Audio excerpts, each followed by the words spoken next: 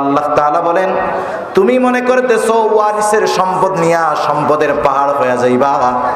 তোমার ব্যাংকে টাকা থাকবে, বড় বাড়ি থাকবে, গাড়ি থাকবে, কিন্তু আমি আল্লাহ আখিরাতের শাস্তি তো রাখছি। দুনিয়ায় তোরে এমন সিস্টেমে ফালামু, তুই কিছু খাইতে পারবি না, না খাইয়া মরা লাগবে। আছে না এরকম সম্পদওয়ালা অনেক? আরে যুবক বয়স 40-45 বছর বয়স হয়েছে, এমন রোগ হইছে, ডাক্তার টেস্ট মেস্ট কইরা কয় তুমি কিন্তু বাইসে আছো আলহামদুলিল্লাহ। এখন তাই কি করবো আমি? ডাক্তার বলে বাকি জীবন যদি বাঁচতে হয় আমার কথা মাইনা চলবি। এই সব মানুষ আল্লাহর কথা মানুক আর না মানুক, ডাক্তারের কথা কিন্তু একেবারে সুন্দরভাবে মানে, ঠিক না? ডাক্তার যদি বলে তোমার 24 ঘন্টায় 4 বার ওষুধ খাওয়া লাগবে, 6 ঘন্টা পর পর, রাত 9টায় খাইলে ভোর 3টায়, রাত 3টায় খাইতে হবে। আল্লাহর বান্দা জীবনে ফজরের নামাজে উঠে না, দেখবেন 2:45 অ্যালার্ম দিয়া বড়ি খাইতে উঠছে। আছে না নাই? অভাব নাই। এখন ডাক্তার বলতেছে আমার কথা মাইনা চলবা, তোমার ডায়াবেটিক্স আছে, হাই প্রেশার আছে, কিডনির সমস্যা আছে, সব হাই হাই। এখন যদি বাঁচতে হয় কি করবা? কিছুই খাওয়া দাওয়া করা যাবে না, গোশত মাংস মশলা এসব তো কিছুই খাওয়া না। কি খামো? আলা চাউলের জাউ খাবা। আলা চাউলের জাউ চিনেন? আলা চাউলের জাউ খাবা, তা আবার জাউয়ের মধ্যে কিন্তু লবণ দিতে পারবা না। এবার বলেন তো, এই খাবার যদি ছাগলের সামনে দেন, জিব্বা দিয়ে এক চাটা দিয়ে লাথি মারে বলা দিবে।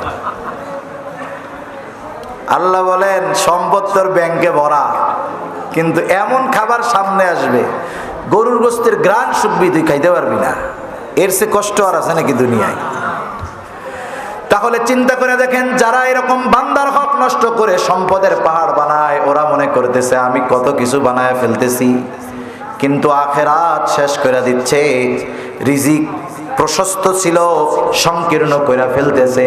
এজন্য আল্লাহ তাআলা বলেন ওয়াতাকুলুনাত তুরাসা আকলাল লাম্মা, তোমাদের রিজিক সংকীর্ণতার অন্যতম একটা কারণ হলো যে তুমি ওয়ারিসি সম্পদ সব খেয়ে ফেলো।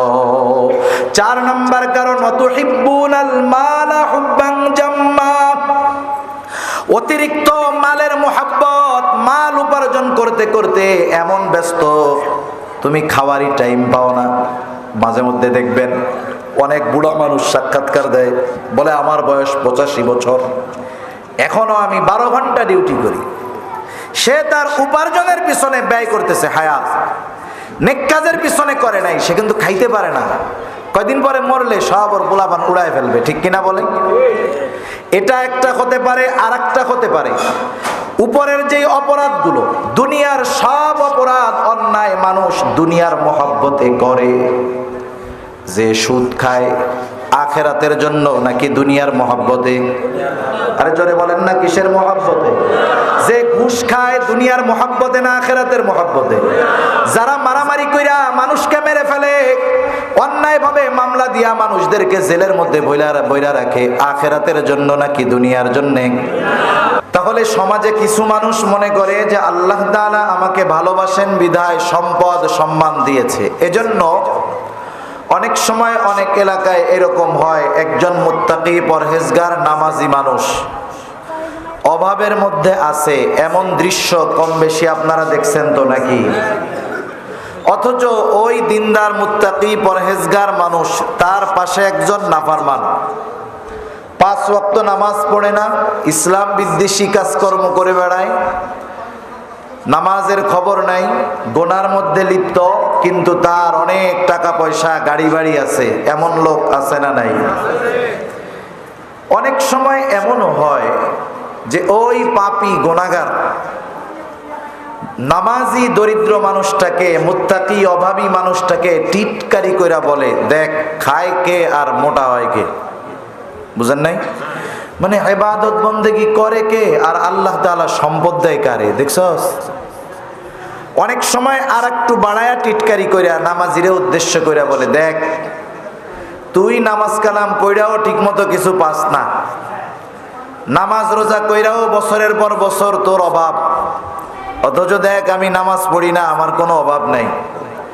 তা আমি যদি নামাজ কালাম পড়া ধরতাম, তুই যতটুক খাইতে পারতেছস এখন তাও পারতি না, এর লেগেই তো পড়ি না। তার মানে সে বোঝাতে চায় নামাজ কালাম না পড়লেও আল্লাহ তাআলা তাকে ভালোবাসে, তাকে সম্পদ দিয়েছে।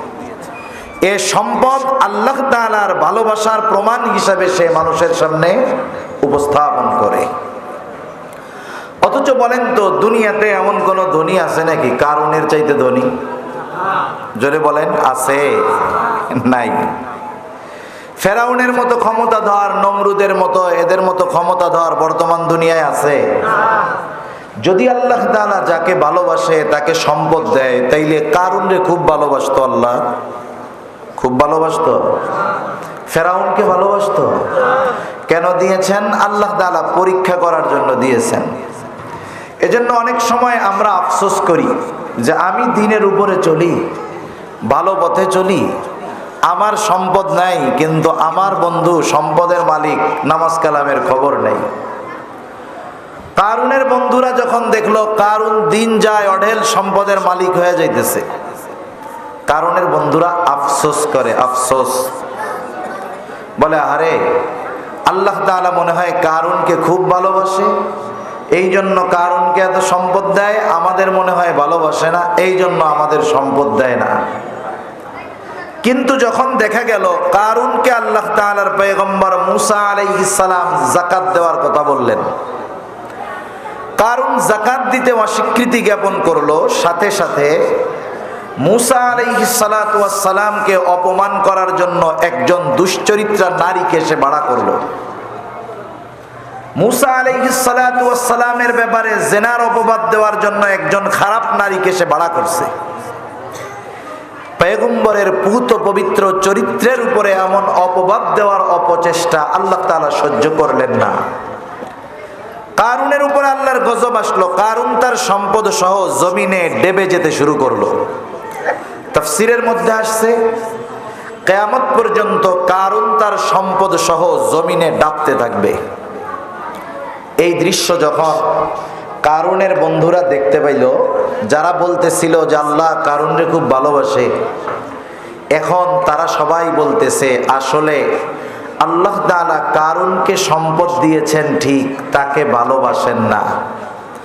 আমাদের সম্পদ দেন নাই ঠিক, কিন্তু আল্লাহ তাআলা আমাদেরকে ভালোবাসেন। হতে পারে যদি আমরাও কারুনের মতো সম্পদের মালিক হইতাম, আমাদের পরিণতিও হয়তো কারুনের মতো হয়ে যাইত।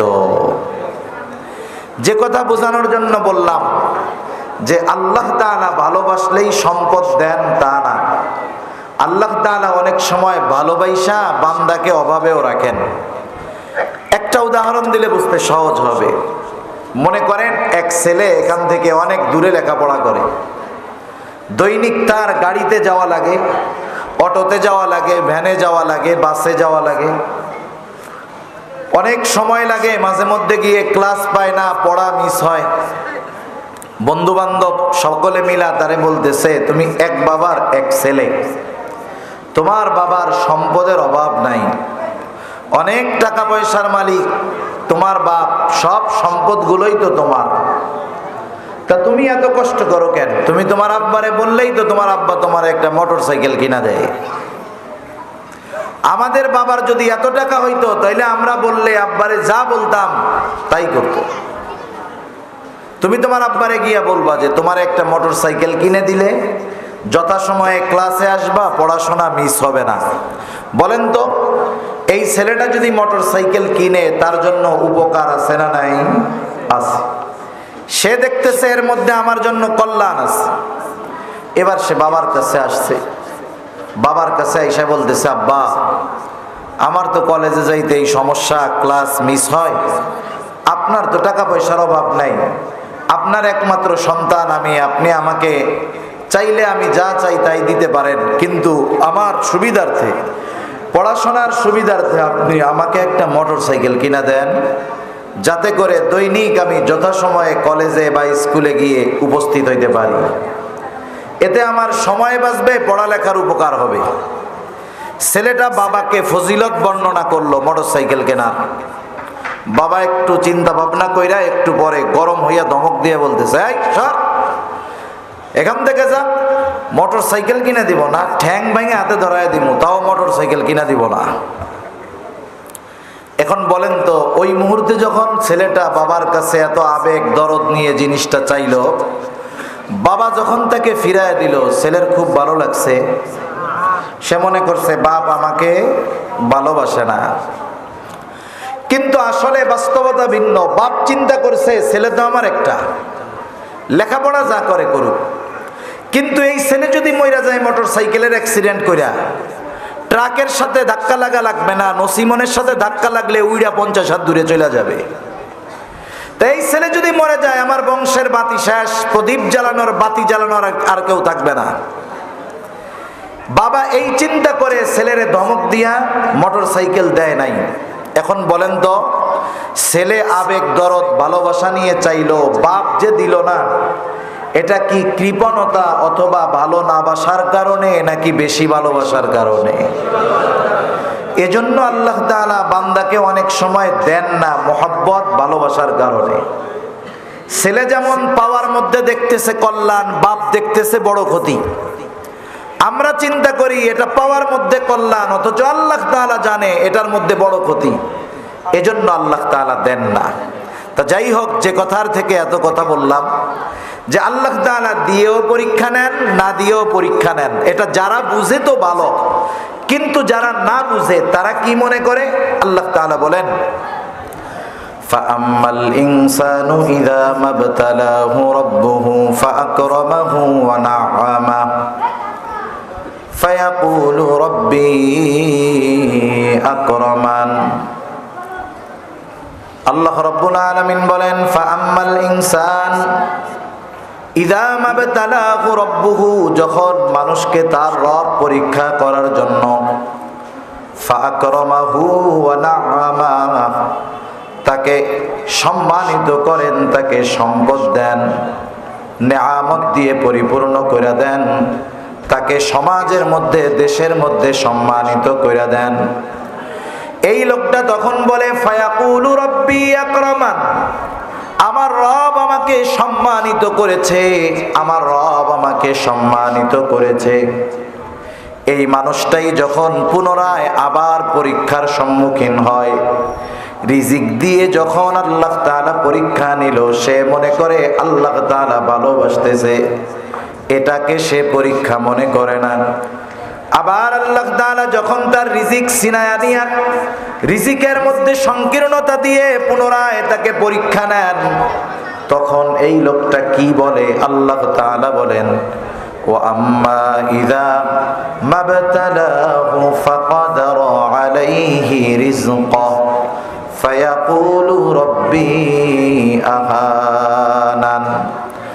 আল্লাহ রাব্বুল আলামিন বলেন, ওয়া আম্মা ইযা মাবতালাহু ফাকাদারা আলাইহি রিজকাহু, যখন তার রব তাকে পরীক্ষা নেওয়ার জন্য তার রিজিক সংকীর্ণ কইরা দেন, সম্মান কমায় দেন, সম্পদের মধ্যে সংকীর্ণতা আনয়ন করেন, এই লোকটা তখন বলতে থাকে, ফায়াকুলু রাব্বি আহানান, যে আমার রব আমাকে অপমানিত করেছে। মুফাসসিরিনে কেরাম বলেন, তার বলার ভাবটা হলো এইরকম, সে কেমন যেন বলতে চায়, আমি সম্পদ সম্মানের উপযুক্ত ছিলাম, কিন্তু আমার রব আমাকে এগুলো না দিয়ে অপমানিত করেছে। সে সম্পদ সম্মান বঞ্চিত হওয়ার কারণে অভিযুক্ত করে কাকে? ঘুম আসছে মনে হয়, নাকি কথা বুঝেন না? কথা বুঝতেছেন? কথা না বুঝলে সমস্যা, আমার বইলেও কষ্ট, আপনাদের শুনেও সময় নষ্ট। আল্লাহ রাব্বুল আলামিন সম্পদ সম্মান যখন তার সংকীর্ণ করে দেন, সে তার এই সম্পদ সম্মান সংকীর্ণ হওয়ার কারণ হিসাবে অভিযুক্ত করে কাকে? আরো জোরে বলেন কাকে? আরো জোরে বলেন কাকে? আল্লাহ রাব্বুল আলামিনকে সে অভিযুক্ত করে। যখন কেউ কোনো বিষয়ে আমাকে আপনাকে অভিযুক্ত করবে, যেই বিষয়ের সাথে আমার আপনার কোনো সম্পৃক্ততা নাই, মিথ্যা দোষে যখন আমাকে আপনাকে কেউ দোষারোপ করবে, আমি আপনি যতই দুর্বল হই না কেন, বলেন তো এই মিথ্যা অভিযোগকারীর জবাব আমি আপনি দিব কি দিব না? অবশ্যই দিব। বলবো যে তুমি আমাকে যেই ব্যাপারে অভিযুক্ত করতেছ এর সাথে আমার কোনো সম্পৃক্ততা নাই। এর কারণ আমি বর্ণনা করব যে তুমি এই কারণে তুমি এই অবস্থার মধ্যে পতিত হয়েছে। দুনিয়ার অনেক মানুষ এমন আছে মাঝে মধ্যে আইসা বলে, মনে করেন ভোটে দাঁড়াইছে, ভোটে হইতে পারে নাই, সে কেমন যেন বলে আসলে আমি হওয়ার উপযুক্ত ছিলাম কিন্তু আল্লাহ আমারে হইতে দিল না। এটা বলার দ্বারা সে আল্লাহ তাআলাকে অভিযোগের কাঠগড়ায় দাঁড় করায়। ওই ধরনের মানুষগুলাও যখন রিজিক সংকীর্ণতার মুখোমুখি হয়ে যায়, ওরা তাদের রিজিক সংকীর্ণতার কারণে আল্লাহ তাআলার ব্যাপারে অভিযোগ তোলে। আল্লাহ রব্বুল আলামিন ওই ধরনের মানুষের অভিযোগের জবাব দিয়ে বলেন, ওরা বলে আমি সম্পদ সম্মানের উপযুক্ত ছিলাম কিন্তু আমার রব আমাকে এগুলো থেকে বঞ্চিত করে অপমানিত করেছে। আর আল্লাহ তাআলা তাদের এই কথার জবাবে বলেন, কাল্লা, তোমরা যেই অভিযোগ আমার ব্যাপারে দিচ্ছ এটা কখনোই সত্য নয়। তোমরা যেই অভিযোগ দিচ্ছ এটা কখনোই সত্য নয়, বরং শুনে নাও।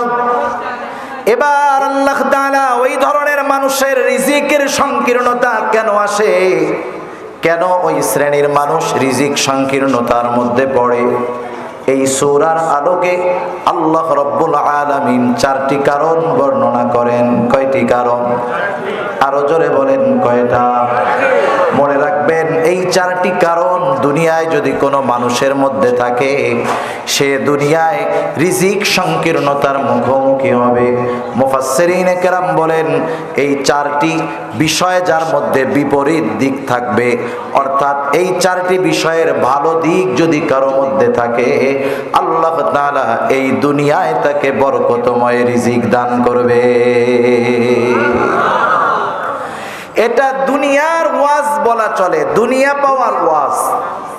দুনিয়াতে কোনো মানুষ চায় না যে আমার রিজিক সংকীর্ণ হোক। রিজিক একটা ব্যাপক শব্দ, এটা শুধু অর্থ আর সম্মানের সাথে সম্পৃক্ত বিষয় এমনটা নয়। একটা নেক বিবি এটাও রিজক, একটা নেক সন্তান এটা উত্তম রিজক, সুস্থ থাকা এটাও রিজক, টাকা পয়সাও রিজক। মনে রাখবেন, রিজিক এটা ব্যাপক এক শব্দ। আমি যদি আপনাদের জিজ্ঞাসা করি, বলেন তো দুনিয়ায় যেই লোকটা সবচাইতে বড় বেনামাজি, সবচাইতে বড় নাফরমান, ওই লোকটা কি কখনো রিজিক সংকীর্ণতাকে পছন্দ করবে নাকি? ওই লোকটাও রিজিক সংকীর্ণতা পছন্দ করবে না। এজন্য আমরা নামাজে দোয়ার মধ্যে আল্লাহ তাআলার কাছে রিজিক চাই, আল্লাহুম্মা রযুকনা রিজকান ওয়াসিআ। আল্লাহ আপনি আমাদেরকে প্রশস্ত রিজিক দান করেন। কোন সময় আল্লাহ তাআলার কাছে রিজিক সংকীর্ণতা কামনা করতে হয় না। আল্লাহ তাআলা যদি কাউকে রিজিক সংকীর্ণতা দিয়ে দেন, আর যদি বাস্তবেই ওই পরীক্ষার মুখোমুখি হতে হয়, ওই পরীক্ষায় পাশ করা বড় কঠিন। এজন্য আল্লাহ তাআলার কাছে কখনো পরীক্ষা, বিপদ, মুসিবত কামনা করতে হয় না। যদি আল্লাহ দিয়েই দেন, কি করতে হবে সে বিষয়গুলো আল্লাহ তাআলা এবং রাসূলুল্লাহ সাল্লাল্লাহু আলাইহি ওয়াসাল্লাম জানিয়ে দিয়েছেন। তা আজকে আমরা যে বিষয়টা নিয়ে কথা বলবো সেটা হলো রিজিক সংকীর্ণতা কেন আসে। রিজিক সংকীর্ণতার কারণ সূরাতুল ফজরের এই আয়াতগুলোর আলোকে রিজিক সংকীর্ণতার কারণগুলো আমরা জানব।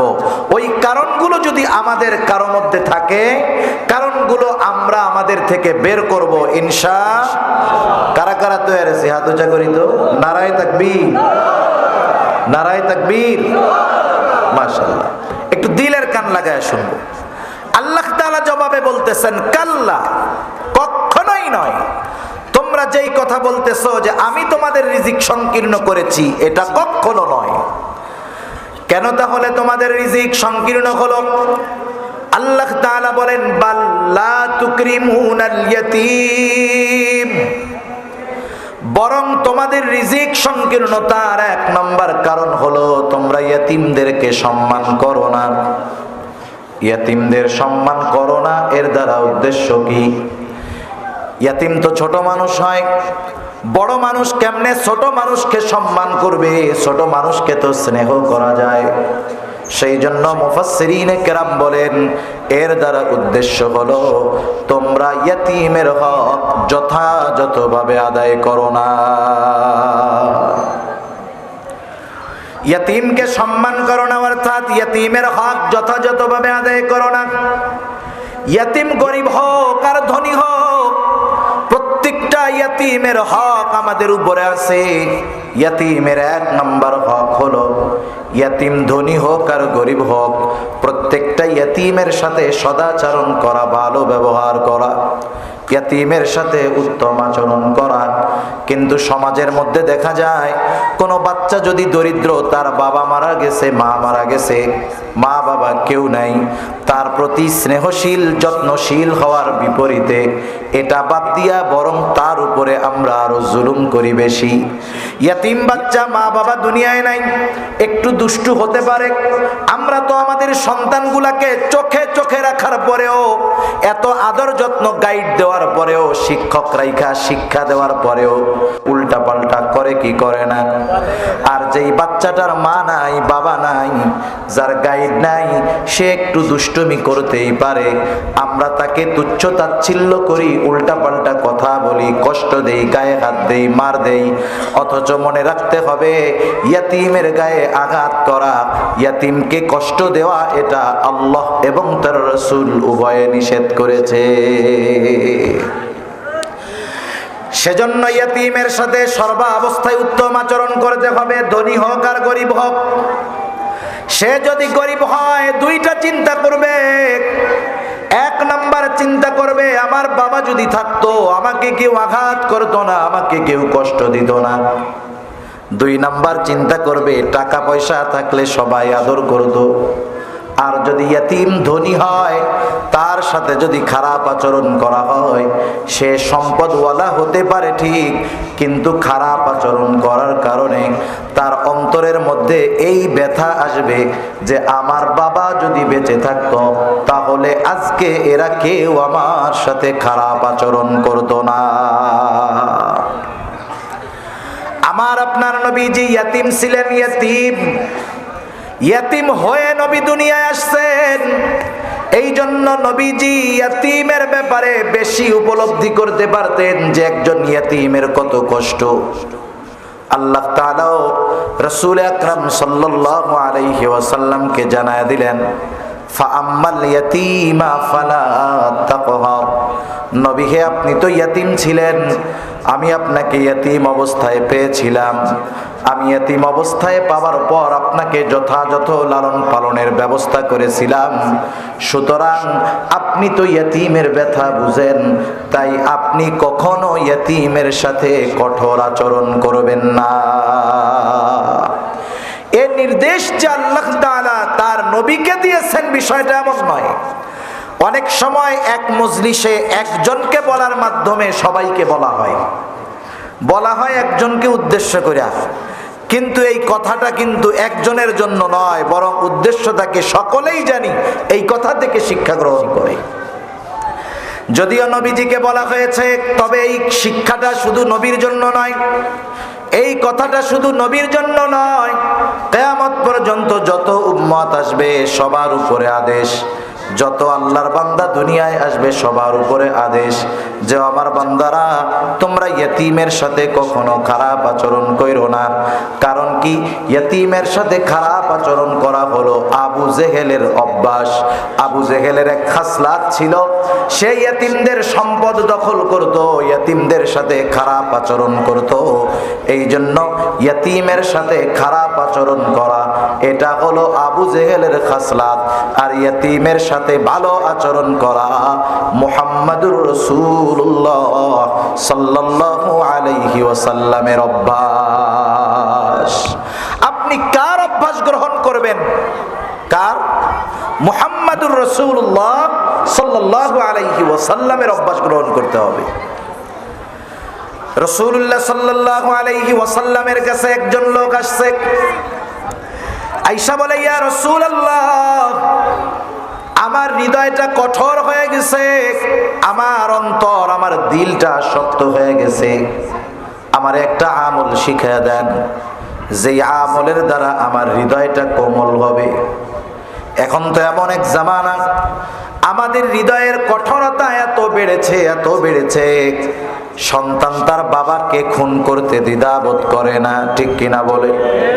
মানুষ আরেকটা মানুষকে হত্যা করতে দ্বিধাবোধ করে না, বরং কঠোরতা এত বেশি, অন্যায়ভাবে হাজার হাজার মানুষকে ওই ইসরায়েলেরা বোমা নিক্ষেপ করে হত্যা করে ফেলতেছে।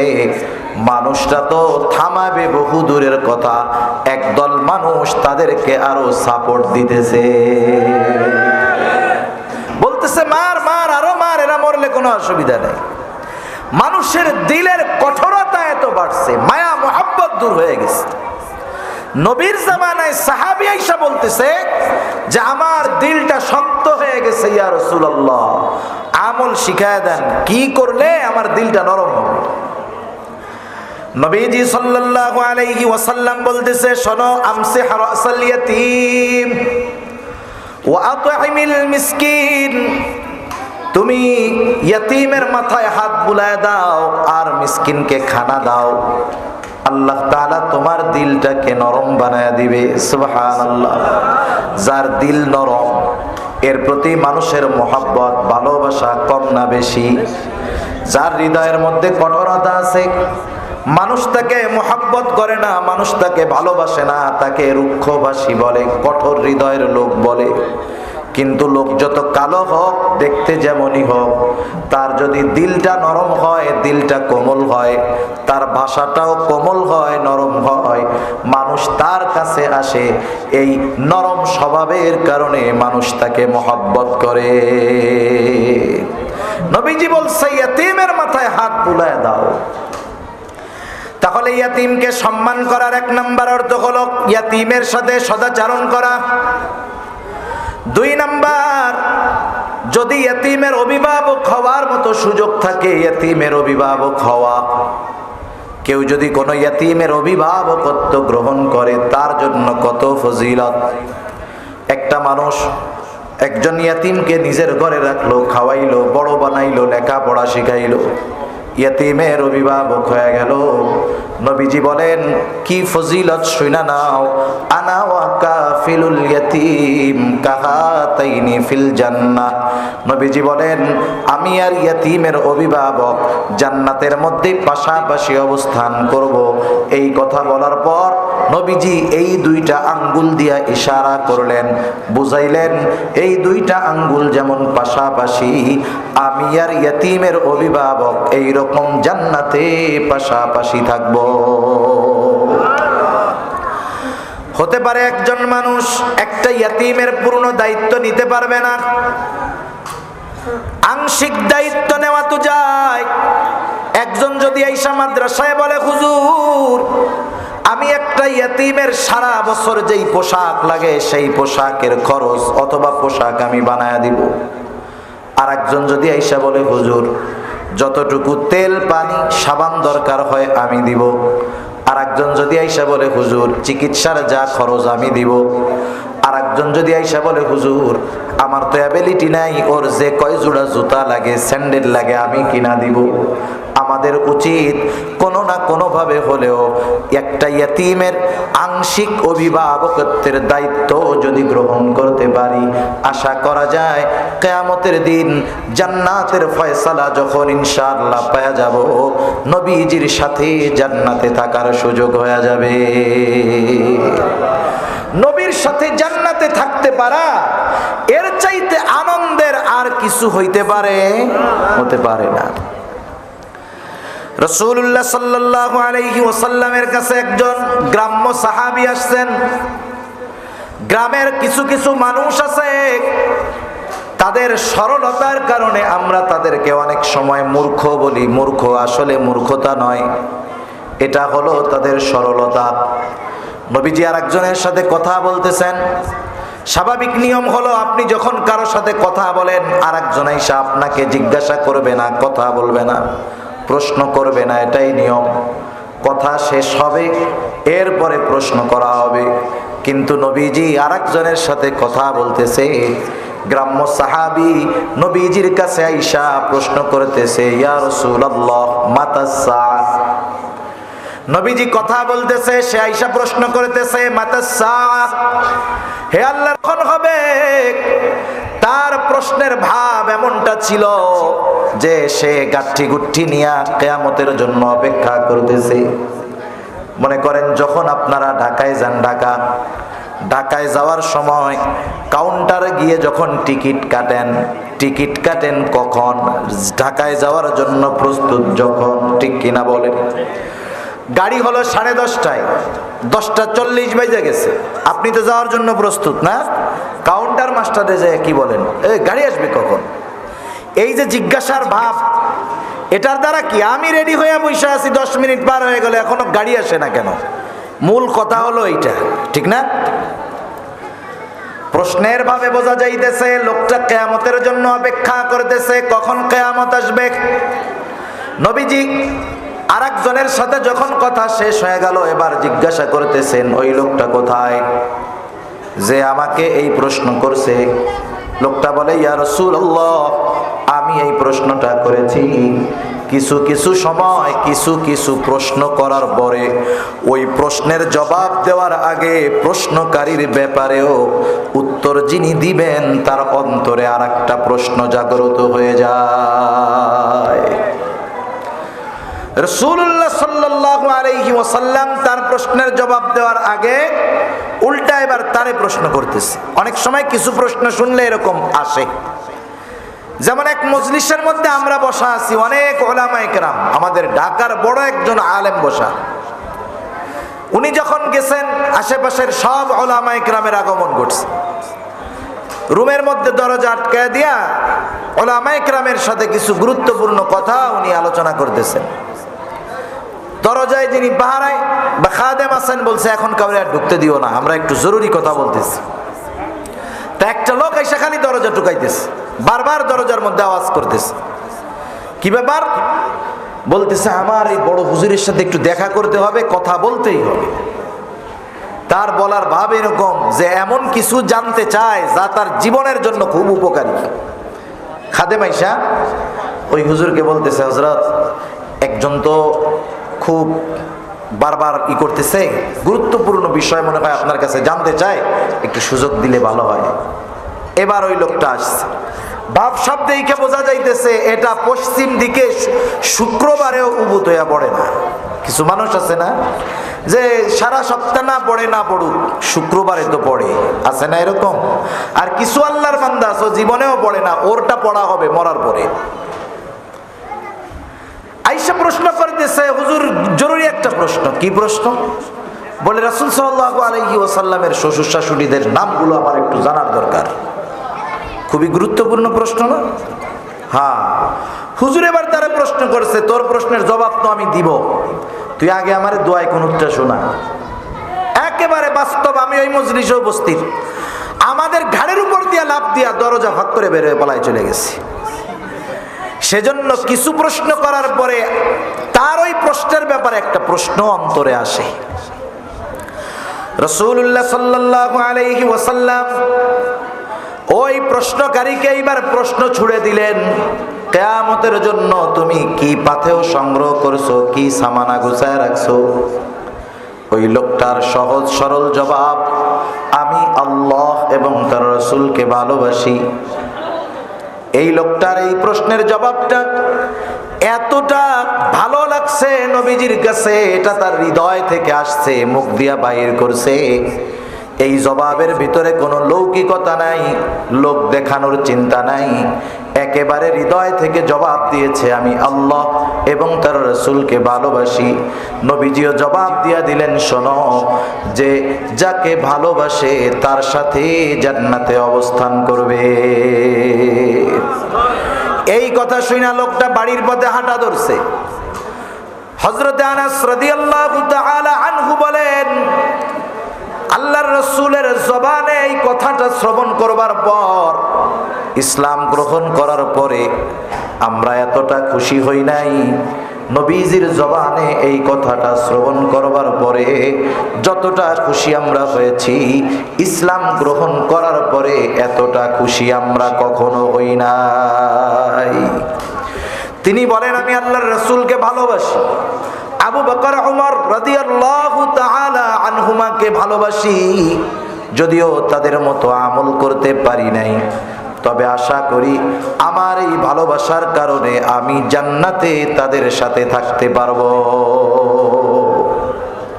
একজন সাহাবী নবীজির সাথে অবস্থান করাটাকে নিজের জীবনের সবচাইতে বড় সৌভাগ্যের বিষয় মনে করতেন, আর সেই সৌভাগ্যের বিষয় অর্জন করার অন্যতম মাধ্যম ইয়তীমের অভিভাবক হওয়া।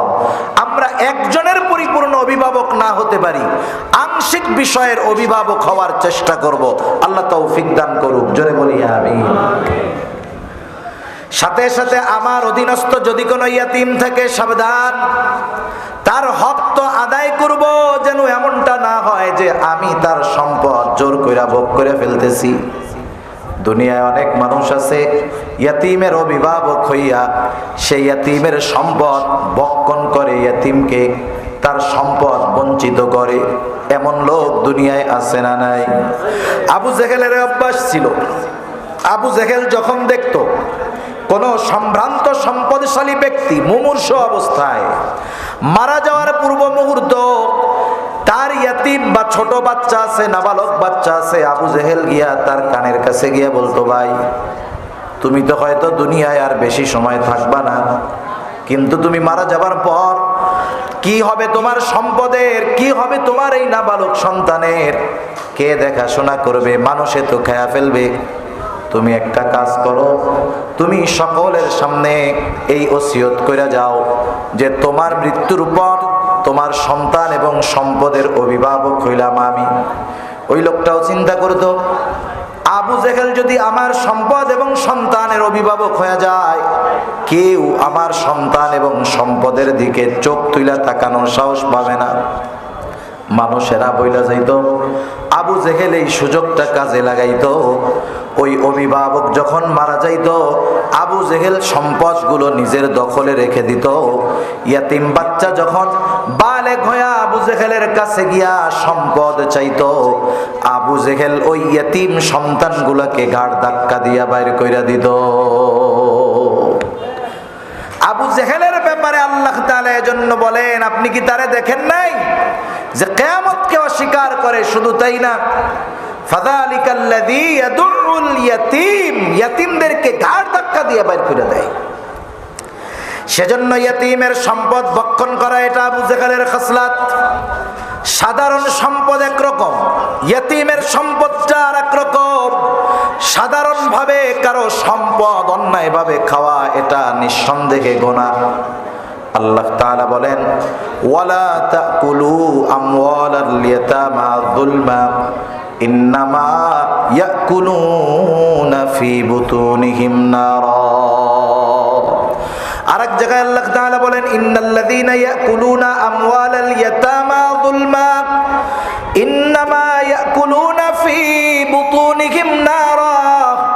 আল্লাহ তাআলা বলেন, নিশ্চয়ই যারা জুলুম করে অন্যায়ভাবে ইয়াতীমের সম্পদ ভক্ষণ করে, আল্লাহ তাআলা বলেন, ইন্নামা ইয়াকুলুনা ফি বুতুনিহিম নারা, কেমন যেন তারা আগুন দিয়ে তাদের পেট ভরপুর করে। বুঝে থাকলে একটু জবাব দেন যে আগুনের স্থান জান্নাত নাকি জাহান্নাম? ইয়াতীমের সম্পদ যে পেট ভক্ষণ করতেছে সম্পদ দিয়া, সে আগুন দিয়ে পেট ভরপুর করতেছে। এজন্য আল্লাহ তাআলা বলেন, ওয়াসায়াসলাউনা সাঈরা, অচিরেই তাকে জাহান্নামে নিক্ষেপ করা হবে, তার আবাসস্থল হবে জাহান্নাম। সেজন্য সাবধান, আমরা ইয়াতীমের হক আদায় করব, কখনো ইয়াতীমের সম্পদ ভক্ষণ করব না, কারণ ইয়াতীমের সম্পদ এটা হলো আগুন। তাহলে রিজিক সংকীর্ণতার কারণ কয়টা? জোরে বলেন না কয়টা? আমি বুঝতে পারছি যে এ ওয়াজ আপনাদের এই জায়গায় চলে না। আমি বুঝতে পারি কিছু জিনিস যে কোন জায়গায় কোন ওয়াজ চলে, কারণ আমার তো মানুষ নিয়ে কারবারি। কি নিয়ে কারবারি? মানুষ নিয়ে কারবারি। এজন্য যখন বুঝি যে আমি যা বলতেছি, আমি মানুষকে এই কথাগুলা গ্রহণ করাইতে পারতেছি না, এটা আমার ব্যর্থতা। আপনাদের কোনো সমস্যা নাই। হয়তো কথাগুলো অন্য কেউ যদি আর একটু সুন্দরভাবে বলতে পারতো, তাদের কথা হয়তো আপনি নিতে পারতেন। আমি যখন বুঝতেছি যে আমি আপনাদের কথা দিতে পারতেছি না, তখন আমি ওই এলাকার থেকে মাপ চাইয়া বাড়ি। আর এদিকে প্রোগ্রামের কোনো সুযোগ আমার নাই। কারণ আমি যে কারণে এত দাওয়াত দিয়ে টাকা পয়সা খরচ করে আমারে নিচ্ছে, যে মানুষ কিছু দিনই কথা শুনবে, মানুষ কিছু জীবনের পরিবর্তন করবে। যখন আমি বুঝতে পারলাম আমার দ্বারা এই দায়িত্ব পালন হচ্ছে না, তখন জোর কইরা খাওয়াইতে যাওয়া এটা জুলুমের মতো। এজন্য আমি আপনাদের জুলুম করব না, অল্প সময়ের মধ্যে শেষ করে দেবো ইনশাআল্লাহ। আপনাদের অ্যাক্টিভিটি, আপনাদের অ্যাটেনশন আমাকে বারবার মেসেজ দিচ্ছে, হুজুর কাজ হচ্ছে না, এ ওয়াজ চলবে না, এ ওয়াজ চলবে না। কিন্তু আমি আবার বুঝতেছি যে কোনটা দরকার সেটা আবার আমার মধ্যে নাই। বুঝেন নাই? সেটা আমার মধ্যে নাই, এরও আমার ব্যর্থতা। তা যাই হোক, ইয়াতিমের হক আদায় করা এটা হলো ইয়াতিমকে সম্মান করা। ইয়াতিমের হক নষ্ট না করা এটা হলো ইয়াতিমকে সম্মান করা। 2 নাম্বার আল্লাহ তাআলা বলেন, ওয়ালা তাহাদ্দুনা আলা তুআমিল মিসকিন। আল্লাহ তাআলা বলেন যে তোমরা মিসকিনকে খানা দিতে উৎসাহ প্রদান করো না। এখানে আল্লাহ তাআলা 2টা গুণের দ্বিতীয় গুণটা উল্লেখ করেছেন। কারণ কি? কারণ যার মধ্যে দ্বিতীয় বিষয়টা পাওয়া যায়, তার মধ্যে প্রথম বিষয়টা এমনিতেই থাকে। এ কথাটা বোঝার জন্য একটা মিসাল দিলে সহজ হবে। মনে করেন এক গ্রামে কেউ লেখাপড়া শিখে নাই, একটা ছেলে কোনো মতে গিয়ে গ্রাম থেকে শহরে গিয়ে লেখাপড়া শিখছে। আগের মুরব্বী মানুষ যারা আছে এখনো অনেকে মনে করে ম্যাট্রিক আর আইয়া পাস এটা হলো দেশের সর্বোচ্চ শিক্ষা, যে আইয়া পাস করছে সে দেশের সর্বোচ্চ শিক্ষিত মানুষ। এখনো অনেক অঞ্চলের অনেক মুরব্বীদের ধারণা এটা। এখন একটা ছেলে শহরে গিয়ে লেখাপড়া করে বিসিএস ক্যাডার হয়ে গেছে, বিসিএস কমপ্লিট করছে। বাংলাদেশের শিক্ষা ব্যবস্থায় সর্বোচ্চ শিক্ষিত ব্যক্তি যিনি বিসিএস ক্যাডার তিনি। এরপরে বাংলাদেশে আর পড়াশোনার সুযোগ নাই। কেউ যদি ডক্টরেট করে, এমফিল করে, এটা ভিন্ন বিষয়। মনে করেন তিনি বিসিএস ক্যাডার, ঢাকা ভার্সিটি থেকে অনার্স মাস্টার্স কমপ্লিট করে এখন বিসিএস ক্যাডার হয়েছেন, সরকারি বড় চাকরি পেয়েছেন। আগের আমলে ম্যাট্রিক পাস করলে মানুষজন মিষ্টি নিয়ে দেখতে আসতো। তা এখন ওই ছেলেটা বাড়িতে আসছে, এলাকার সব মানুষ জড়ো হয়ে গেছে যে আমাদের এলাকার সর্বোচ্চ শিক্ষিত ছেলেটা বাড়িতে আসছে। দলে দলে মানুষ তাকে দেখতে আসছে, সবাই দেখাশোনা করে টরে চলে গেছে। এক মুরব্বী বসে আছে পাশে। সবাই চলে যাওয়ার পরে এবার মুরব্বী ছেলেটার কাছে এসে বলতেছে, বাবা তুমি নাকি অনেক বড় শিক্ষিত শুনলাম, তা তুমি কি লেখাপড়া করছো, কোথায় লেখাপড়া করছো? বলতেছে, চাচা আমি ঢাকা ভার্সিটি থেকে অনার্স মাস্টার্স কমপ্লিট করছি, সাথে সাথে আলহামদুলিল্লাহ বিসিএস ক্যাডার হয়েছি, সরকারি চাকরিও একটা পাইছি। এবার চাচা ছেলেটারে জিজ্ঞাসা করতেছে, বাবা তুমি বিসিএস ক্যাডার বুঝলাম, অনার্স মাস্টার্স কমপ্লিট করেছো বুঝলাম, কিন্তু বাবা তুমি কি আইয়া পাস করছিলা? কথাটা বুঝেন নাই? এখন বলেন তো, কাউকে যদি প্রশ্ন করেন যে আপনি কি লেখাপড়া করেন, সে যদি বলে আমি মাস্টার্স শেষ করছি, আপনার কি এখন তারে প্রশ্ন করা সাজে যে আপনি কি 5-এ পিএসসি পাস করছেন, জেএসসি পাস করছেন, আপনি কি এসএসসি পাস করছেন, এইচএসসি পাস করছেন, আপনি কি অনার্স কমপ্লিট করছেন? এই প্রশ্ন যদি কেউ করে তাকে কি বলবেন? বোকা। তার মানে মানুষ দ্বিতীয় গুণ বলার দ্বারা বা দ্বিতীয় দোষ বলার দ্বারা প্রথম যে আরেকটা বিষয় তার মধ্যে আছে এটা বোঝা যায়। যেমন একজন আলেম মুফতি সাহেব, কি সাহেব? মুফতি সাহেব। মুফতি সাহেবরে যদি কেউ এসে প্রশ্ন করে আপনি কি মৌলানা হইছেন, তাহলে প্রশ্ন কি হবে?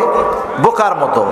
যে বলবে যে আমি মুফতি, বুঝতে হবে সে মৌলানা হইছে, এরপরে মুফতি হইছে।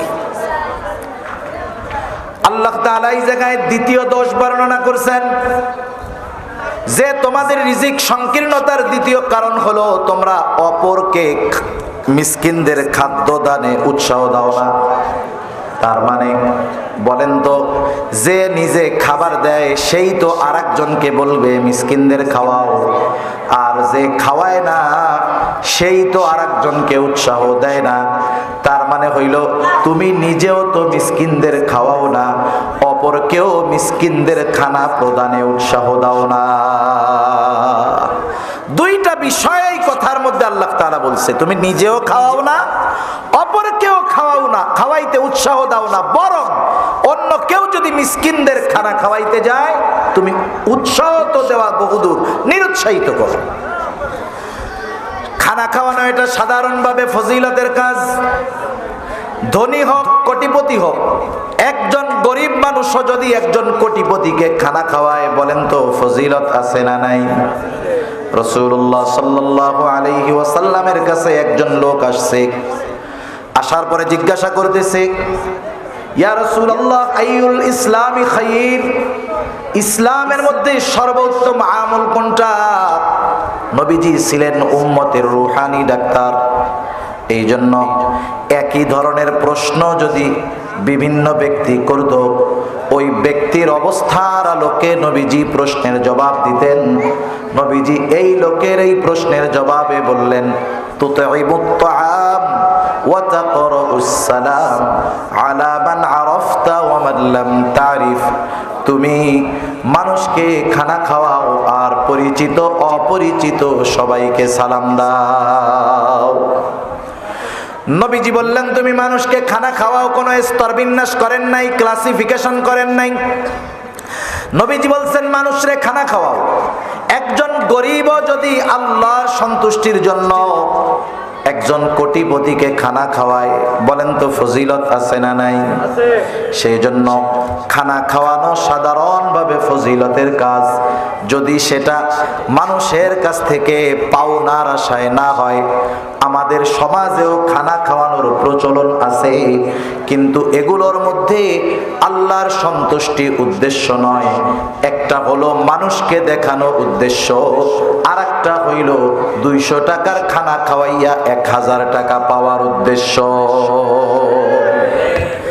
আমাদের সমাজে বিবাহ অনুষ্ঠান সহ এই ধরনের অনুষ্ঠানে খানা খাওয়ানোর অন্যতম টার্গেট, চিন্তা করে বিজনেসটা খুব ভালো, 2 লাখ খাটাইলে 5 লাখ নগদে উঠে আসে। দোকানে বাকি যায়, কিন্তু পাবলিক লজ্জার ঠেলায় দাওয়াতের টাকা বাকি রাখে না, নগদেই দেয়। তাহলে এই ব্যবসা খুব ভালো না? হায় হায়, চিন্তা করে দেখেন। অথচ খানা খাওয়াইতে হবে কার জন্য? জোরে বলেন না কার জন্য? ধনীরে খাওয়ান, গরিবরে খাওয়ান, বিবাহের অনুষ্ঠানে খাওয়ান, আল্লাহর জন্য খাওয়ান। আমাদের দেশে অনেক সময় মানুষ মইরা গেলে খানা খাওয়ায়। ওলামায়ে কেরাম কিছু বিষয়ের দিকে খেয়াল কইরা এইটা মানা করে। আফসোস, আমার এমন লোকের ঘটনা জানা আছে, বাপ বাড়িতে পড়ে আছে 5-6 বছর, বাবাকে ওষুধ কিনা দেয় নাই, বাবার চিকিৎসা করায় নাই, শহরে থাকে, বাপকে বাড়িতেও নেয় নাই। ছেলে অনেক টাকাওয়ালা, বাপ মারা গেছে, ছেলে বাড়িতে আসছে। 4 দিন না 40 দিন 10টা গরু জবাই কইরা এলাকার মানুষকে খাওয়াইছে। আমারে বলেন তো, আপনারা কি এই কথা কি মানবেন যে এই ছেলেটা বাবার চিকিৎসা করাইলো না, 10টা গরু জবাই দিয়া বাবার নামে খাওয়াইলো, এই খাওয়ানোর মধ্যে কোনো ফজিলত আছে নাকি? কেন খাওয়াইছে? মানুষরা দেখানোর জন্য, অমকের পোলা মরে গেছে, 10 গরু জবাই দিয়ে আমাদের খাওয়াইছে। আর এগুলাও আমাদের সমাজের কিছু মানুষ আছে, এই খাওয়ানোর 3 দিন আগের থেকে পেট খালি রাখে, দাঁত ধার দেয়, যাই খাইতে হবে না। এই খাবার যদি কেউ খায়, ওর রুহানিয়াত দূর হয়ে যাবে অন্তর থেকে। এই ধরনের খানা খাওয়ানোর মধ্যে কোনো ফজিলত নাই। খানা যদি একমাত্র আল্লাহর জন্য খাওয়ানো হয়, এর মধ্যে ফজিলত আছে।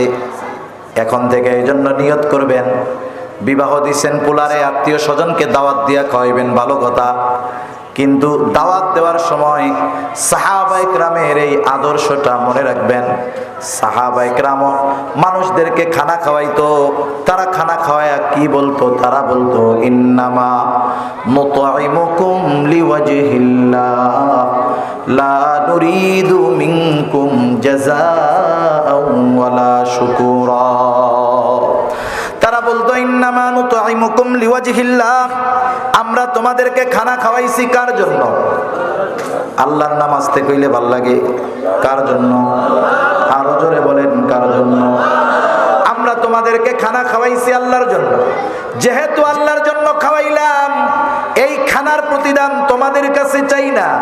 লা নুরিদু মিনকুম জাযাআ, আমরা তোমাদের কাছে কোনো প্রতিদান চাই না। প্রতিদান তো বহুদূর, বিনিময় তো বহুদূর। ওয়ালা শুকুরা, খানা খাওয়ার পরে আমারে থ্যাংক ইউ দাও, ধন্যবাদ দাও, এটাও চাই না। খানা খাইছো আলহামদুলিল্লাহ কও, কিন্তু আমাকে ধন্যবাদও দেওয়া লাগবে না, তোমাদের কাছে কৃতজ্ঞতাও আশা করি না, কারণ খানা খাওয়াইছি আল্লাহর জন্য। এই খানা খাওয়ানোর প্রতিদান যিনি দিবেন তিনি কে? সেই জন্য সাধারণভাবে যারাই খানা খাওয়ান ফজিলত আছে যদি আল্লাহর জন্য হয়। আবার খানা খাওয়ানোটা কখনো কখনো শুধু কর্মের মধ্যে সীমাবদ্ধ থাকে তা নয়, এটা ঈমানের সাথে সম্পৃক্ত হয়ে যায়। এক হাদিসের মধ্যে নবীজি বলেন, আল্লাহর রাসূল সাল্লাল্লাহু আলাইহি ওয়াসাল্লাম বলেন, ওই ব্যক্তি মুমিন নয় যে নিজে পেট পুইরা খায় আর তার পাশে তার প্রতিবেশী অভুক্ত থাকে। নবীজি বলেন সে ঈমানদার নয়। এই জন্য প্রতিবেশী অভুক্ত যে তাকে খাওয়ানো, এটা হলো ঈমানি দায়িত্ব। তাহলে খানা খাওয়ানো কিছু সময় সাধারণ আমল, আল্লাহর জন্য খাওয়াইলে ফজিলত, আর কিছু কিছু সময় এই খানা খাওয়ানোটা ঈমানি আমল। যদি প্রতিবেশী অভুক্ত থাকে, তাকে খাওয়ানো শুধু ভালো কাজ তা নয়, বরং এই খানা খাওয়ানোটা ঈমানের সাথে সম্পৃক্ত বিষয়। আর যদি মিসকিন অসহায় প্রতিবেশী হয়, মিসকিন দরিদ্র হয়, বলেন খানা খাওয়াইলে ফজিলত কম হবে না বেশি হবে? এই জন্য যারা খানা খাওয়ায় আল্লাহর জন্য, তাদের রিজিকের মধ্যে সংকীর্ণতা আসে না, আল্লাহ তাআলা প্রশস্ত করে দেয়। সেজন্য আল্লাহ বলেন তোমাদের রিজিক সংকীর্ণতার প্রথম কারণ হইল লা তুকরিমুনাল ইয়াতীম, তোমরা ইয়াতীমদের সম্মান করো না।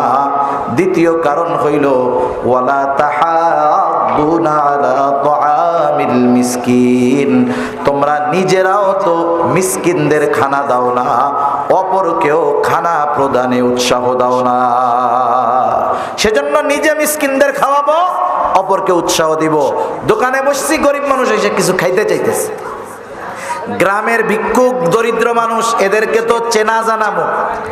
শহরে নাইলে চিটিং বাজার বাটপার আছে, হাত ব্যাগা কইরা গাড়ির মধ্যে উঠা গাড়ির থেকে নামলেই ও ফিটফাট। কিন্তু শহরে তো চেনা যায় যে এই লোকটা গরিব দরিদ্র, নিজের কাছে নাই, বন্ধুরে বলেন যে 10টা টাকা ধার দাও, আর নাইলে তুমি তার একটা পাউরুটি কিনা দাও।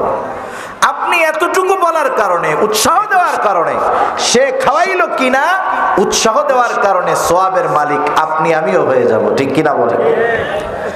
3 নাম্বার রিজিক সংকীর্ণতার কারণ ওয়াতাকুলুনাত তুরাসা আকলাল লাম্মা, আল্লাহ তাআলা বলেন তোমরা ওয়ারিসি সম্পদ সব একা ভক্ষণ করে খেয়ে ফেলো।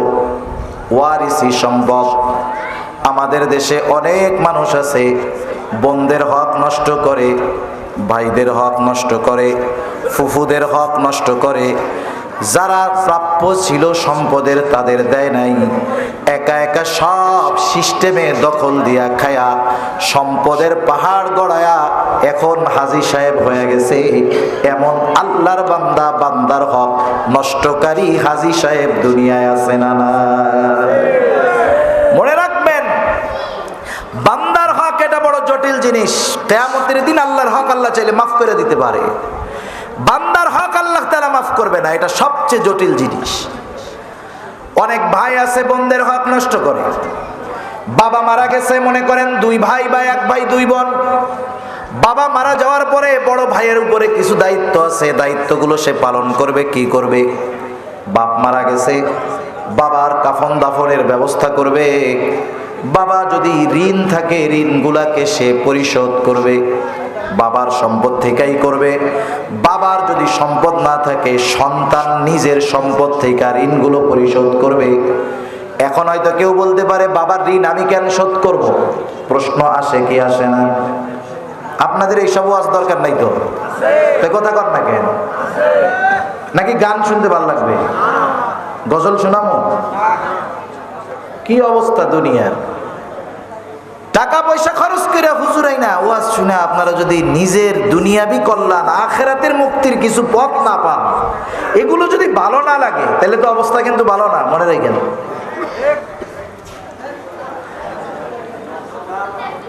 রাসূল আকরাম সাল্লাল্লাহু আলাইহি ওয়াসাল্লামের কাছে এক লোক আসছে। প্রশ্ন ছিল, আমি আমার বাবার ঋণ আমার গাঁটের টাকা দিয়া কেন শোধ করব? প্রশ্ন যদি আসে, জবাব হলো, এক লোক নবীজির কাছে আসছে। আসার পরে বলতেছে, ইয়া রাসূলুল্লাহ, আমার ছেলে আমার হক আদায় করে না। নবীজি বললেন, এইবার ছেলেটারে তুমি, একটা ছেলে আইসা নবীর কাছে অভিযোগ দায়ের করতেছে, ইয়া রাসূলুল্লাহ, আমার বাবা আমার সম্পদ যেখানে মন চায় ব্যয় করে। আল্লাহর রাসূল এবার বললেন, আগামীকাল তুমি তোমার বাবাকে নিয়ে আমার কাছে আসবা। এবার ছেলেটা বাবাকে নিয়ে নবীজির কাছে গেল। এবার নবীজি জিজ্ঞাসা করতেছে, কি ব্যাপার, তুমি তোমার ছেলের সম্পদ যেখানে মন চায় সেখানে ব্যয় করো, কি করো?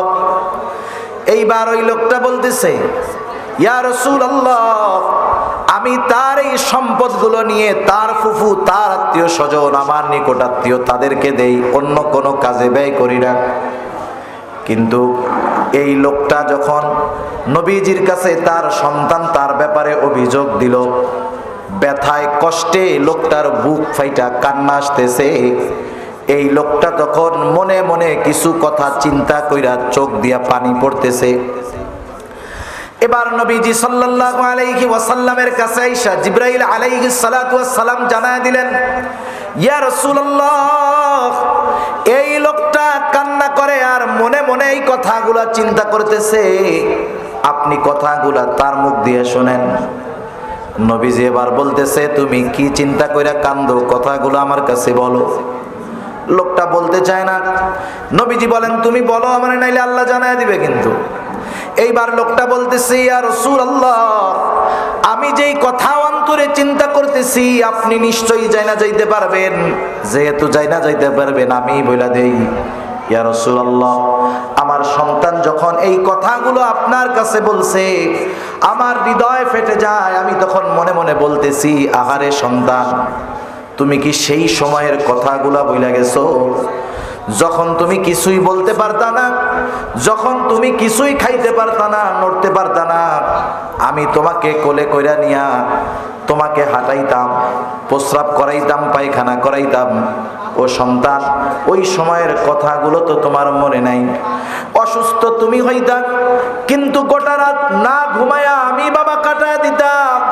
ও সন্তান, আজকে তোমার বন্ধুদের সাথে ভালো সম্পর্ক, তাদের পিছনে ব্যয় করো, খরচ করো, কিন্তু আমি বাবা, আমার জন্য তোমার মায়া হয় না।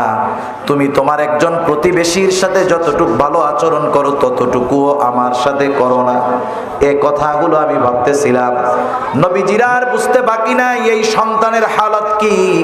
নবীজি এবার ওই ছেলেটার দুই কলার চাইপা ধরছে, দুই হাত দিয়া, এরকম দুই হাত দিয়া কলারটা টানা ধরে ওরে বলতেছে, এই শোন, আনতা ওয়া মালুকা লিয়াবিক, তুইও তোর বাপের, তোর মালও তোর বাপের, তুইও তোর বাপের, তোর মালও তোর বাপের। সুতরাং বাপ যদি মারা যায়, বাপ যদি ঋণ থাকে, বাপের যদি 1 টাকাও না থাকে, ওই বাপ যদি লাখ টাকাও ঋণ থাকে, ওই ঋণ পরিশোধ করবে তার সন্তান। আর যদি বাবা ঋণ রাইখা যায়, সম্পদ রাইখা যায়, তাইলে বাবার সম্পদ থেকে ঋণ পরিশোধ করবে। এরপরের দায়িত্ব হলো, বাবা যদি কোনো ওসিয়ত করে যায়, ওসিয়তটাকে সে পূরণ করবে। এ বাপ যদি ওসিয়ত করে, আমার সব টাকা মাদ্রাসায় দিয়া দিস, সব জমি মাদ্রাসায় দিয়া দিস, এই ওসিয়ত কার্যকর হবে না। বরং সমুদয় সম্পদের সর্বোচ্চ 3 ভাগের 1 ভাগ পরিমাণ যদি ওসিয়ত করে, এই ওসিয়ত মান্য করতে সন্তান বাধ্য। এইবার ওসিয়ত পূরণ করার পর মিলাদ দেওয়া আগে না, ওই 40 করা আগে না। এইবারের দায়িত্ব হলো, যেই সম্পদ অবশিষ্ট আছে প্রত্যেকটা ওয়ারিসকে তার হক যথাযথভাবে বুঝায়া দেওয়া।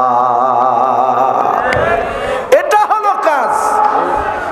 মজলিস বসে 4 দিন আর 40 দিনের মিলাদের মজলিস বসায় ভাই বোন আত্মীয় স্বজন নিয়ে।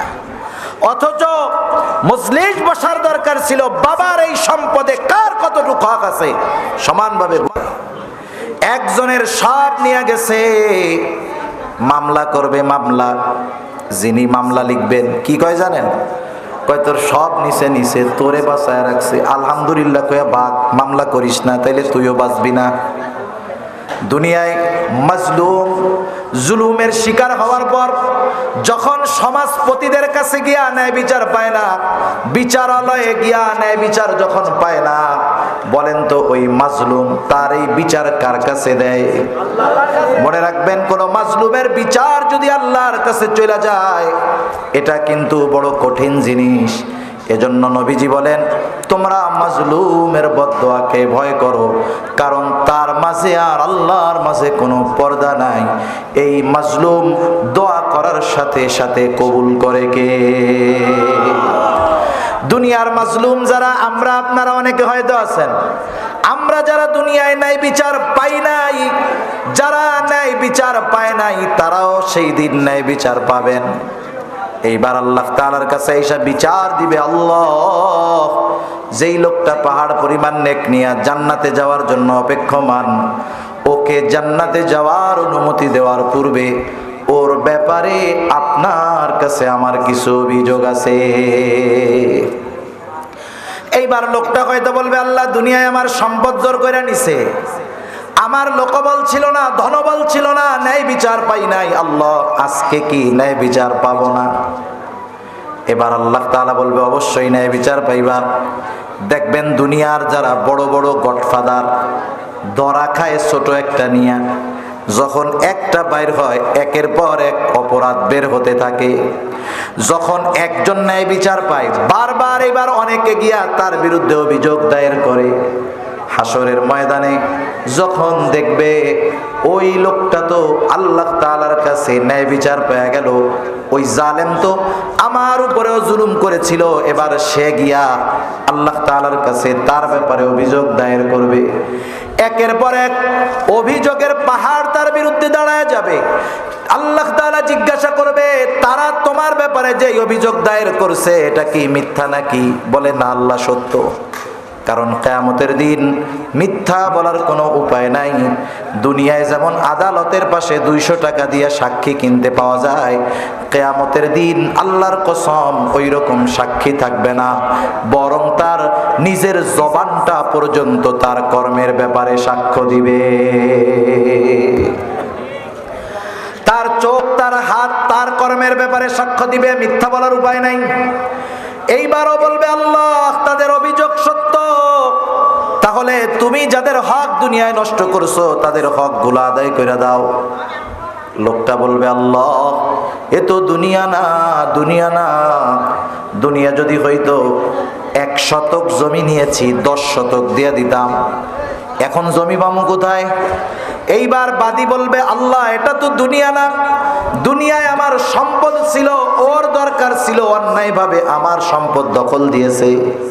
এই জগতে তো জমির কোনো কারবারই নাই, আজকে আমার যা দরকার সেটা ওর কাছে আছে, আমার এই জমির হকটা ওর নেকি দিয়া আল্লাহ আপনি আদায় করে দেন।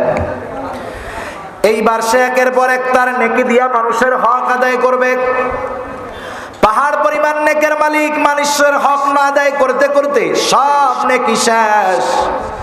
এবার বলবে, আল্লাহ আমার তো আর কোনো নেকি নাই, 15 বার হজ করছিলাম তার নেকিও শেষ, 30 বার ওমরা করেছিলাম তারটা শেষ, আর একজনেরটা মাইরা দিনই কাজে ব্যয় করছিলাম, সব শেষ।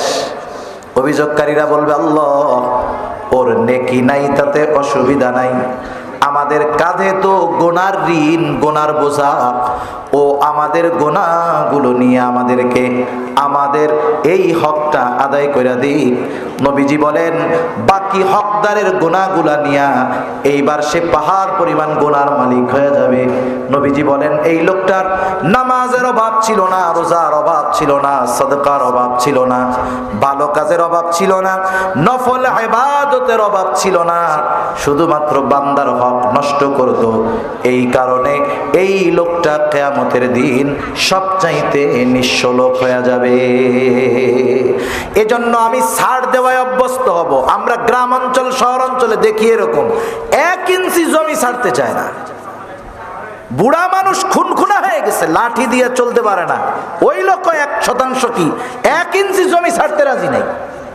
দুনিয়া একটু ছাড় দেন, আখেরাতে আল্লাহ ছাড় দিয়ে দিবে, ঠিক কিনা বলেন? দুনিয়ায় যদি এতটুক খান, আখেরাতে ধরা খাইলে অবস্থা টাইট হয়ে যাবে। আর যদি ওয়ারিস আত্মীয় স্বজনেরটা খায়, ডাবল ডাবল হক নষ্ট হয়। একটা হলো তার হক নষ্ট করে, আর একটা হলো আত্মীয় হিসাবে হক নষ্ট করে। এজন্য আল্লাহ তাআলা বলেন তুমি মনে করতেছো ওয়ারিসের সম্পদ নিয়া সম্পদের পাহাড় হয়ে যাইবা, তোমার ব্যাংকে টাকা থাকবে, বড় বাড়ি থাকবে, গাড়ি থাকবে, কিন্তু আমি আল্লাহ আখিরাতের শাস্তি তো রাখছি। দুনিয়ায় তোরে এমন সিস্টেমে ফালামু, তুই কিছু খাইতে পারবি না, না খাইয়া মরা লাগবে। আছে না এরকম সম্পদওয়ালা অনেক? আরে যুবক বয়স 40-45 বছর বয়স হয়েছে, এমন রোগ হইছে, ডাক্তার টেস্ট মেস্ট কইরা কয় তুমি কিন্তু বাইসে আছো আলহামদুলিল্লাহ। এখন তাই কি করবো আমি? ডাক্তার বলে বাকি জীবন যদি বাঁচতে হয় আমার কথা মাইনা চলবি। এই সব মানুষ আল্লাহর কথা মানুক আর না মানুক, ডাক্তারের কথা কিন্তু একেবারে সুন্দরভাবে মানে, ঠিক না? ডাক্তার যদি বলে তোমার 24 ঘন্টায় 4 বার ওষুধ খাওয়া লাগবে, 6 ঘন্টা পর পর, রাত 9টায় খাইলে ভোর 3টায়, রাত 3টায় খাইতে হবে। আল্লাহর বান্দা জীবনে ফজরের নামাজে উঠে না, দেখবেন 2:45 অ্যালার্ম দিয়া বড়ি খাইতে উঠছে। আছে না নাই? অভাব নাই। এখন ডাক্তার বলতেছে আমার কথা মাইনা চলবা, তোমার ডায়াবেটিস আছে, হাই প্রেশার আছে, কিডনির সমস্যা আছে, সব হাই হাই। এখন যদি বাঁচতে হয় কি করবা? কিছুই খাওয়া দাওয়া করা যাবে না, গোশত মাংস মশলা এসব তো কিছুই খাওয়া না। কি খাবো? আলা চাউলের জাউ খাবা। আলা চাউলের জাউ চিনেন? আলা চাউলের জাউ খাবা, তা আবার জাউয়ের মধ্যে কিন্তু লবণ দিতে পারবা না। এবার বলেন তো, এই খাবার যদি ছাগলের সামনে দেন, জিব্বা দিয়ে 1 চাটা দিয়ে লাথি মারে বলায় দিবে। আল্লাহ বলেন সম্পদ তোর ব্যাংকে ভরা, কিন্তু এমন খাবার সামনে আসবে গরুর গোশতের গ্রান শুকবি, তুই খাইতে পারবি না। এর সে কষ্ট আর আছে নাকি দুনিয়ায়? তাহলে চিন্তা করে দেখেন, যারা এরকম বান্দার হক নষ্ট করে সম্পদের পাহাড় বানায়, ওরা মনে করতেছে আমি কত কিছু বানায় ফেলতেছি, কিন্তু আখেরাত শেষ করে দিচ্ছে। রিজিক প্রশস্ত ছিল, সংকীর্ণ করে ফেলতেছে। এজন্য আল্লাহ তাআলা বলেন ওয়াতাকুলুনাত তুরাসা আকলাল লাম্মা, তোমাদের রিজিক সংকীর্ণতার অন্যতম একটা কারণ হলো যে তুমি ওয়ারিসি সম্পদ সব খেয়ে ফেলো। 4 নম্বর কারণ ওয়াতুহিব্বুনাল মালা হুব্বান জাম্মা, অতিরিক্ত মালের মোহাব্বত, মাল উপার্জন করতে করতে এমন ব্যস্ত তুমি খাওয়ারই টাইম পাও না। মাঝে মধ্যে দেখবেন অনেক বুড়া মানুষ সাক্ষাৎকার দেয়, বলে আমার বয়স 85 বছর, এখনো আমি 12 ঘন্টা ডিউটি করি। সে তার উপার্জনের পিছনে ব্যয় করতেছে হায়াত, নেক কাজের পিছনে করে নাই, সে কিন্তু খাইতে পারে না। কয়দিন পরে মরলে সব ওর পোলাপান উড়ায় ফেলবে, ঠিক কিনা বলেন? এটা একটা হতে পারে। আর একটা হতে পারে উপরের যে অপরাধগুলো, দুনিয়ার সব অপরাধ অন্যায় মানুষ দুনিয়ার মহব্বতে করে। যে সুদ খায় আখেরাতের জন্য নাকি দুনিয়ার মহব্বতে? আরে জোরে বলেন না, কিসের মহব্বতে? যে ঘুষ খায় দুনিয়ার মহব্বতে না আখেরাতের মহব্বতে? যারা মারামারি কইরা মানুষকে মেরে ফেলে, অন্যায় ভাবে মামলা দিয়া মানুষদেরকে জেলের মধ্যে বইরা রাখে, আখেরাতের জন্য নাকি দুনিয়ার জন্য?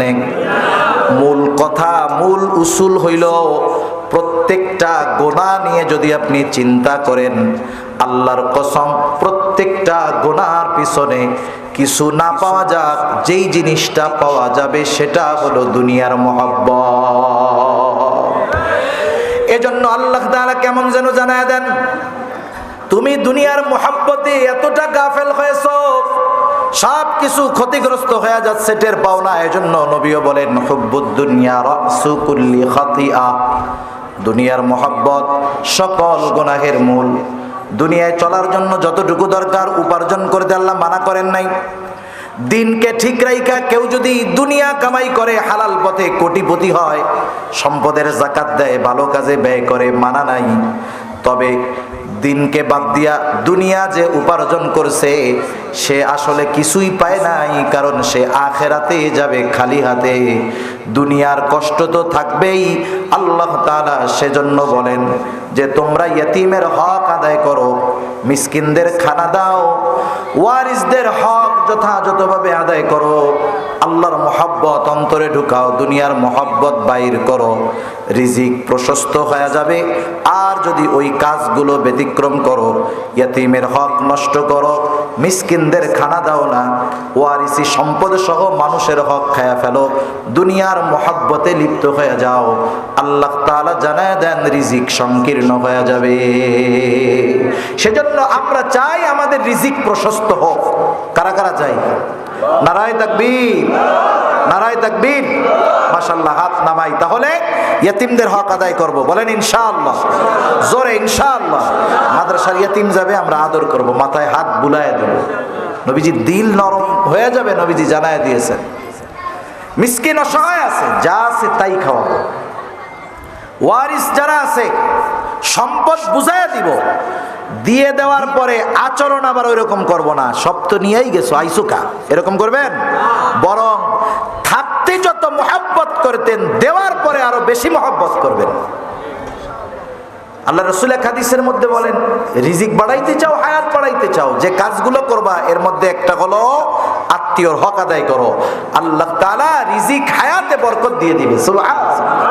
আর একটা হলো দিনকে প্রাধান্য দিব আগে, আর দুনিয়া উপার্জন করব হালাল পথে। আল্লাহ সুবহানাহু ওয়া তাআলা এই চার বিষয়কে খেয়াল রেখে আমাদেরকে এই বিষয়গুলো আমলে পরিণত করার তৌফিক দান করুন। সবাই বলি আমিন। ওয়া আখিরু দাওয়ানা আলহামদুলিল্লাহি রাব্বিল আলামিন। আসসালামু আলাইকুম ওয়া রাহমাতুল্লাহি ওয়া বারাকাতুহু।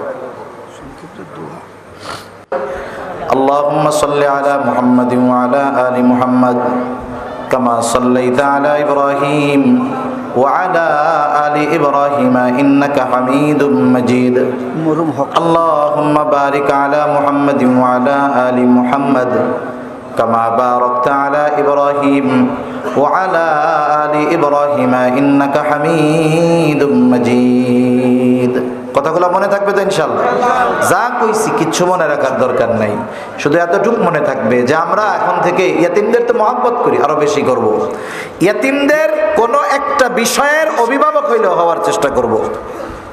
মিসকিন অসহায়রে খানা দিব, অল্প দেই, 5 টাকা দিয়ে একটা রুটি কিনা দেই, দিব, ঠিক আছে না ইনশাআল্লাহ? আর একটা বিষয়, যখন ফিরাইয়া দিব, নাইক আছে, উত্তম কথার দ্বারা ফিরাইয়া দিব। নবী বলেন উত্তম কথাও সাদকা। সাথে সাথে ওয়ারিসদের সম্পদ দিয়ে দিব। বোনরা যদি সম্পদ নিয়ে থাকে, এতকাল যদি খারাপ আচরণ করে থাকি, এখনই গিয়া নগদে কাজ করব, দাওয়াত দিব যে আসো। সাথে সাথে দিনকে সর্বাবস্থায় প্রাধান্য দিব। আল্লাহ তৌফিক দান করুন। আলহামদুলিল্লাহি রাব্বিল আলামিন ওয়াল আকিবাতু লিল মুত্তাকিন ওয়াস সালাতু ওয়াস সালামু আলা খাইরি খালকিহি মুহাম্মাদিন ওয়া আলা আলিহি ওয়া আসহাবিহি আজমাইন। ربنا ظلمنا أنفسنا وإن لم تغفر لنا وترحمنا لنكونن من الخاسرين. ربنا آتنا في الدنيا حسنة وفي الآخرة حسنة وقنا عذاب النار. ربنا لا تزغ قلوبنا بعد إذ هديتنا وهب لنا من لدنك رحمة إنك أنت الوهاب. ওগো দয়াময় আল্লাহ, গভীর রাত পর্যন্ত দ্বীনি আলোচনা করার পর গুনাহ মাখা হাত আমরা তুলে ধরেছি। আল্লাহ, আয় আল্লাহ, রাত যত গভীর হয় দুনিয়ার মানুষের দরজাগুলো বন্ধ হয়ে যায়, আর রাত যত গভীর হয় আপনার রহমতের দুয়ার তত উন্মোচিত হয়। আল্লাহ, আল্লাহ আমরা গুনাহগার, আপনি গফফার, আমরা গুনাহ করতে ভালোবাসি, আল্লাহ আপনি ক্ষমা করতে ভালোবাসেন। আল্লাহ আমরা যে যেখান থেকে হাত উঁচু করেছি, আল্লাহ আপনি আপনার গফুর গফফার রহিম রহমান নামের ওসিলায় প্রত্যেকের বিগত জীবনের সকল প্রকার গুনাহগুলো আল্লাহ আপনি মাফ করে দেন। আল্লাহ আমাদের আত্মীয় স্বজন যারা বেঁচে আছে মাফ করে দেন, যারা দুনিয়া ছেড়ে চলে গেছে তাদের মাফ করে কবরগুলো আপনি জান্নাতের টুকরো বানিয়ে দেন। আল্লাহ খাস করে এই মাদ্রাসা আপনি কবুল আর মঞ্জুর করে নেন। মাদ্রাসার জমিদাতা হক সাহেব দুনিয়া থেকে চলে গেছে, ওনারে মাফ করে দেন। খাস করে মাদ্রাসার ওস্তাদ, ছাত্র, পরিচালক, মুহতামিম, আল্লাহ পরিচালনা পর্ষদে যারা আছে সকলকে আপনি কবুল আর মঞ্জুর করে নেন। মাদ্রাসাকে মোহাব্বত কইরা যারা অর্থ দিয়ে, শ্রম দিয়ে, সময় দিয়ে, সৎ পরামর্শ দিয়ে বিভিন্নভাবে সহযোগিতা করে, আল্লাহ প্রত্যেকের ছোট বড় সকল প্রকার সাহায্য সহযোগিতা আপনি কবুল আর মঞ্জুর করে নেন। যে যে আশায় সহযোগিতা করেছে আল্লাহ প্রত্যেকের মনের নেক চাওয়া, নেক আশাগুলো আপনি কবুল করে নেন ইয়া রাব্বাল আলামিন। খাস করে আমাদের আত্মীয় স্বজন যারা দুনিয়া ছেড়ে চলে গেছে তাদের ক্ষমা করে কবরগুলো আপনি জান্নাতের টুকরো বানায় দেন। আয় আল্লাহ আমরা যারা হাত উঁচু করেছি আমাদের মধ্যে হয়তো অনেকের মা নাই, অনেকের হয়তো বাবা নাই, অনেকে হয়তো নিজের হাতে মোহাব্বতের মা বাবাকে কবরে শোয়া রাখছে। আল্লাহ দুনিয়ার অপর প্রান্তে আমেরিকার খবর মুহূর্তের ভিতরে পাওয়া যায়, দেখা যায়। 3 হাত মাটির নিচে মোহাব্বতের মা বাবার কবরের খবর জানাও যায় না, দেখাও যায় না। আয় আল্লাহ গুনার কারণে যদি কারো মা বাবার কবরে আযাব হয়, আয় আল্লাহ এখানে উলামায়ে কেরাম আছেন, তালিবুল ইলম আছে, আপনার দাড়ি পাকা অনেক বান্দা আছে, অনেক যুবক আবেদ আছে, মুসাফির আছে। আল্লাহ যাকে পছন্দ, যারা আমল পছন্দ, তার আমলের ওসিলায় ওই মা বাবার কবরের আযাব আল্লাহ আপনি মাফ করে দেন। কবরগুলারে আপনি জান্নাতের টুকরো বানায় দেন। কিয়ামতের দিন হিসাব সহজ করে জান্নাতের ব্যবস্থা আল্লাহ আপনি করে দিয়েন। যাদের মা বাবা বেঁচে আছে সুস্থ দীর্ঘ নেক হায়াত দান করেন আল্লাহ ইয়া রাব্বাল আলামিন। আমাদের স্ত্রী সন্তান আমাদের জন্য চক্ষু শীতলকারী হিসাবে কবুল কইরা নেন।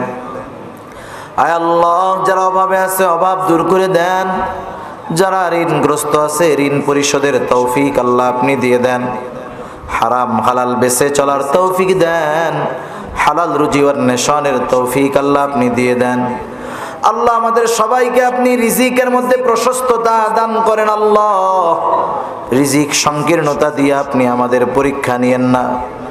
রিজিক প্রশস্তকরণের আমলগুলো যথাযথভাবে আমাদের করার তৌফিক দেন।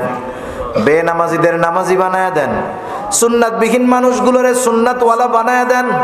আয় আল্লাহ খাস করে এলাকার যত ময় মুরব্বী দুনিয়া ছেড়ে চলে গেছে, আশেপাশে যত কবরস্থান আছে সকল কবরবাসীর কবরের আযাব হয়ে থাকলে মাফ করে দেন। আয় আল্লাহ আমাদের অন্তর আপনার এবং আপনার হাবিবের মোহাব্বত দিয়া ভরপুর করে দেন ইয়া রাব্বাল আলামিন। ফিলিস্তিনের মুসলমানদের আল্লাহ আপনি সাহায্য করেন। আয় আল্লাহ আমরা গুনাহ করতে পারি আল্লাহ, ওই নাবালক মাসুম বাচ্চাগুলোর আর্তনাদ, আয় আল্লাহ আল্লাহ আমাদের গুনার কারণে এই মাসুম বাচ্চাগুলোর আপনি শাস্তি দিয়েন না। আল্লাহ আমরা তো আপনারই গোলাম, আয় আল্লাহ আপনারই গোলাম, আপনার কাছেই ফিরে যাই। আয় আল্লাহ আপনি ইসলাম বিদ্বেষী শক্তির সামনে মুসলমানদেরকে লজ্জা দিয়েন না। আয় আল্লাহ আপনি ওই জালেমদের হেদায়াত দিয়ে দেন। হেদায়াত যদি না থাকে আল্লাহ তাদের ব্যাপারে আপনি আসমানি ফয়সালা গ্রহণ করেন ইয়া রাব্বাল আলামিন। গোটা দুনিয়ার মুসলমানদেরকে নেক ও এক হওয়ার তৌফিক আপনি দিয়া দেন। মুসলমানদের ভ্রাতৃত্ব বন্ধনকে আপনি অটুট করে দেন। আয় আল্লাহ, মুসলমানদের অন্তরের মধ্যে একে অপরের প্রতি মহব্বত ভালোবাসা জাগ্রত করে দেন। আল্লাহ, গাজার মুসলমানদের হেফাজত করেন। আল্লাহ, আমরা তো বৈশা আছি আল্লাহ, না জানি তাদের উপরে কি অত্যাচার জুলুম চলতেছে। আয় আল্লাহ, যারা তাদের অত্যাচারে অত্যাচারিত হয়ে দুনিয়া ছেড়ে চলে গেছে, তাদের সকলকে শাহাদাতের মর্যাদা দান করেন।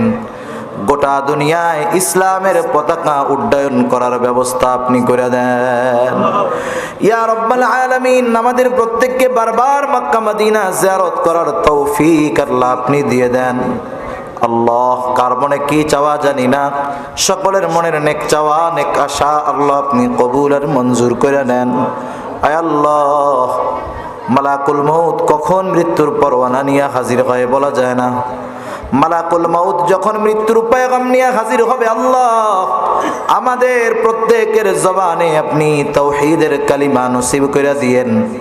সাথে সাথে মরতেই যেহেতু হবে, আল্লাহ আমাদের সকলকে শাহাদাতের মৃত্যু নসিব কইরেন। আল্লাহুম্মা রযুকনা শাহাদাতান ফি সাবিলিক ওয়াজআল মাউতি বিবালাদি রাসূলিক।